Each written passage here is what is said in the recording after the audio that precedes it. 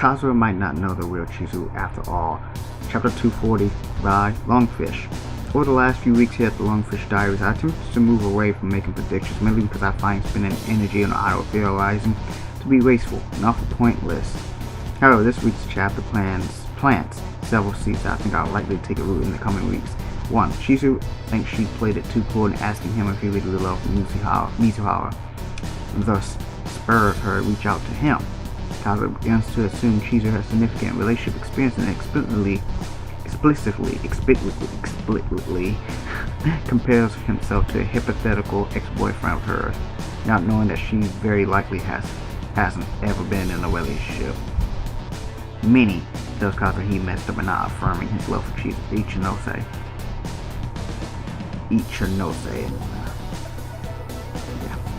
Put these together though, and we conclude that Chizuru is coming over to 1. Open up more about her real self, rather than merely suggesting that Kazuya doesn't know the real her and is in love with her assumed persona, so they can truly discuss the issue without judgment or assumptions, and in doing so, Kazuya will 2 realize there's much more for him to learn about the real Chizuru, so he can say 3. That while he may not know everything about her, he does love her, the real her, as far as he knows, and will want to learn more about her. Let's take a closer look at each of these points. Playing it cool. Man. Chizuru regrets acting cool. One of the few insights we get into Chizuru's train of thought this week is that she played it too cool when she gently suggested that Kazuya could be in love with her persona, not her real self. Damn. I suspected last week that Chizuru was acting at this point, and her thoughts about this moment could confirm that. It was a fake smile, and Chizuru was still shooting herself back then. She only let her guard down a little bit, but there was no excuses left. She only let her guard down a bit later once there was no excuses left. Now, she regrets having been so guarded at the time. She wants to be more open with him, as this is the way she can investigate her true feelings.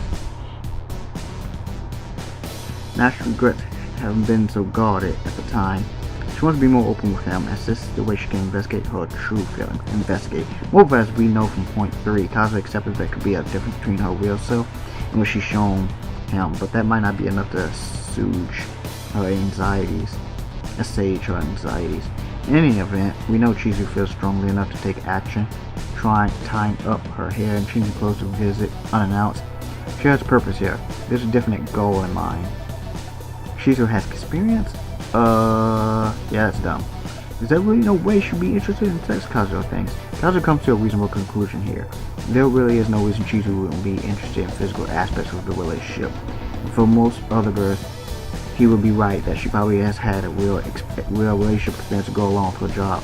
But this is Chizuru. So he's wrong. Sayuri already said Chizuru has never brought a boy home before, and Chizuru told Ruka she didn't have any sort of experience with sex. Kazuya fails to appreciate that this is Chizuru's first overall experience with love. Not coincidentally, he spends most of this chapter wondering what Chizuru wants to investigate, ignoring the obvious reason that Chizuru simply has never experienced this and has no grounding to understand her feelings. Yeah, Kazuya is the first and only person she's brought to Sayuri for the first time. Like, period. She's never done that before. But, yeah. Did Kazuya blow it? Is there really no way she would be interested in sex, Kazuya thinks. Many suggested Kazuya should have made the bold move and say he loves Ichinose, the real Chizuru, last week. Kazuya gave a surprisingly nuanced, compassionate answer instead. I actually felt it was a better answer because it didn't try to whitewash how Chizuru has acted in the past, or pretend like it didn't happen. Whether it shows understanding that Chizuru might not have been ready to be her true self, that's okay. Getting to know someone is a process, after all. Chizuru seemed to take that to heart last week, and it very well could be that she is trying to follow through on that idea. But I don't think it would be a bad idea for Kazuya to affirm his feelings for her, the real her, so far as he knows her. Either he can't be realistic about how much he knows her, and doesn't know her while also saying he wants to know more, that he loves the person he's seen so far, who he believes is closer to the real her than strictly some fantasy. So let's put it all together.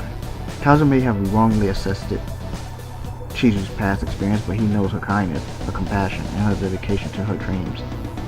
He's seen her at her weakest when Sayuri passed away. He's experienced her faltering when she shut him out for 3 months not knowing what to do, and Chizuru seems ready to show more of herself to admit how nude this is all really is to her, or to confide in him her nervousness and fear.